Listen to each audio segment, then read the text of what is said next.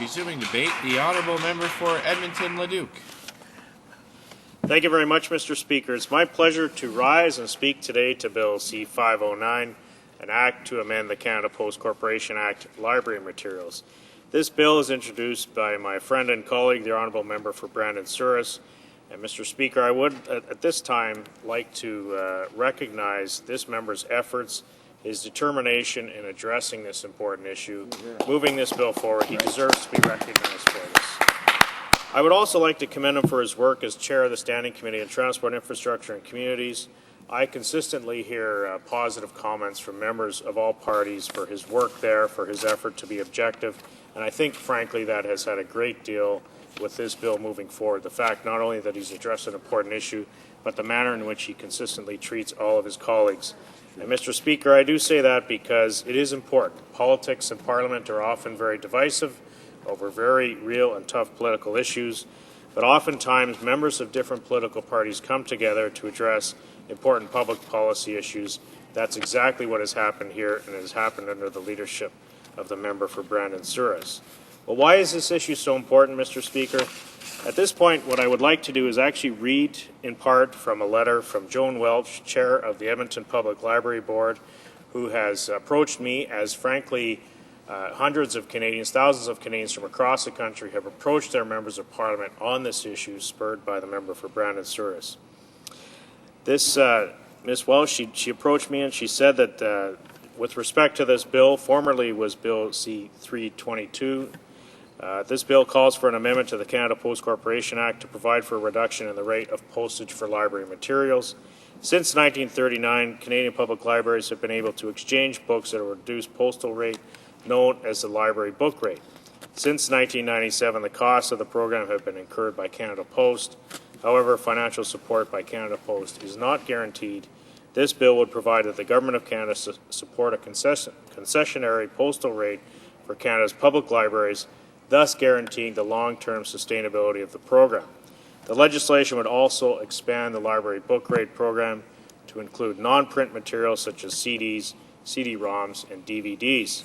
As the member for Brandon-Souris pointed out, some people have moved beyond his technological expertise and have moved beyond the 8-track and the VHS tape. The Edmonton Public Library Board therefore urges you to support the passage of this bill. This bill will recognize the vital and necessary function libraries perform daily in Canada and how important it is for Canadians to be able to access materials no matter where they live. Libraries not only help educate the public, they promote and enhance literacy and contribute to the opportunities and quality of life of people of all ages, all ethno-cultural groups, and demographic backgrounds everywhere. We therefore ask your assistance in supporting this bill. Please urge your fellow MPs to support it, which I am doing here today, Mr. Speaker.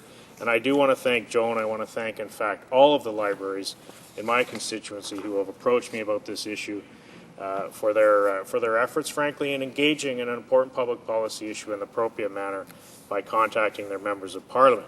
Just for some background, Mr. Speaker, I do want to recognize that the library book rate did expire in 2006. Since that time, Canada Post, however, has continued to offer the rate without a formal agreement with the government. It should also be recognized that Canada Post has not raised the library book rate since 2005 and has recently announced that the rate will remain the same in 2011. As a result, next year will be the 6th year in a row that libraries and Canadian lenders have enjoyed stable rates, and I do wish to commend Canada Post for continuing to offer these library book rates for these many years. I do, Mr. Speaker, I mean, the colleagues who have spoken before me have spoken very well to the substance of the bill, but I do want to address some of the other issues. I do want to thank libraries, frankly, for their efforts on a number of issues. Firstly, on literacy. Literacy, as you know, is an issue of national importance. It's a very challenging public policy issue. It's one, frankly, our Senate colleague, Jacques Demers, is working very hard on and frankly, very courageously has stepped forward to acknowledge his own challenges. And I think, in fact, he's working with a lot of the literacy organizations on a national level and, in fact, moving this issue forward. I think we should also recognize Senator Joyce Fairburn for her work on this issue, obviously on the Liberal side in the Senate. They should be recognized for their efforts on literacy, but I also want to recognize the efforts of the government in terms of the investments that they have made in literacy. I think it's very important to do so. But it's also important to recognize the role that libraries have as gathering places in all of our communities. I can recall as a youngster going down to the Southgate Library, which has since moved to another location, a much bigger location. But as a young man going in and whether it's books or whether it was music, is being just introduced to a whole series of authors that I've enjoyed since then. In fact, it turned me into a lifelong book lover, and I think we have to recognize that the role that libraries play there. I'd certainly like to recognize the libraries in Edmonton and Devon and Leduc, who, frankly, when I, as a member of Parliament, asked to have a town hall meeting, they are the first to step forward that say this is an issue, this is a public forum. We need to have public forums like this. They are very responsive in terms of offering their spaces. The library, close to my office in Edmonton, they're consistently coming in and saying, if you have any books that you feel you're not using that may be of benefit, whether they deal with politics or Parliament or whatever, please pass those on to us. We will ensure that they're accessible to people. So the role they play in the community must be acknowledged, and that's another reason why this issue is so important. I would also like to recognize the school libraries. All of us as members of Parliament have the opportunity to speak to students of all ages and go to school libraries. I do want to recognize, Mr. Speaker, a very special person as a youngster, Mrs. Ryan, who was in my high school library, who in fact was one of the persons who got me interested in politics. I used to go in, she'd recommend a book here or there.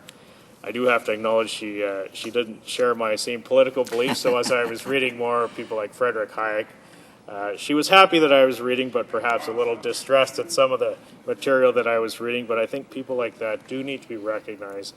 They do have a tremendous impact on people. I also want to recognize the important role of libraries in terms of lifelong learning, but also the role that teachers play. And one of the reasons I asked the member for Brandon-Souris if I could speak to this issue today was the fact that I am the son of two school teachers. My father was math, social studies, and my mother was an English teacher, and she taught English as a second language for 20 years.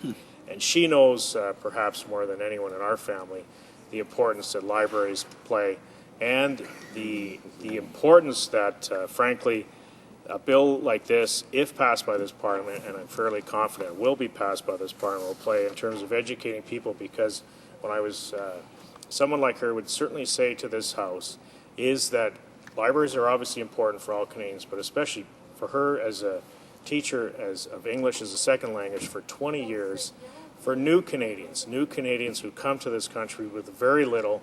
Libraries are their window to the languages of English or French in this country, are their window to Canadian society.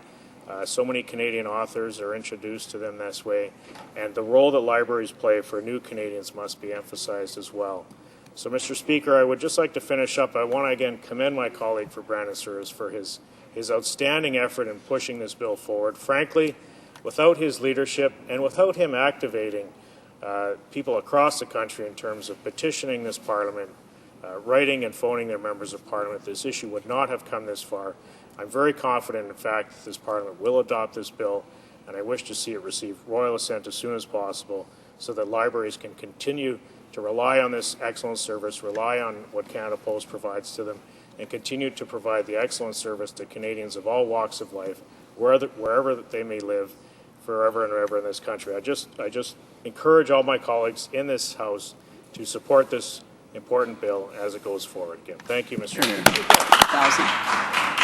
Questions? Resuming debate. Please the honourable member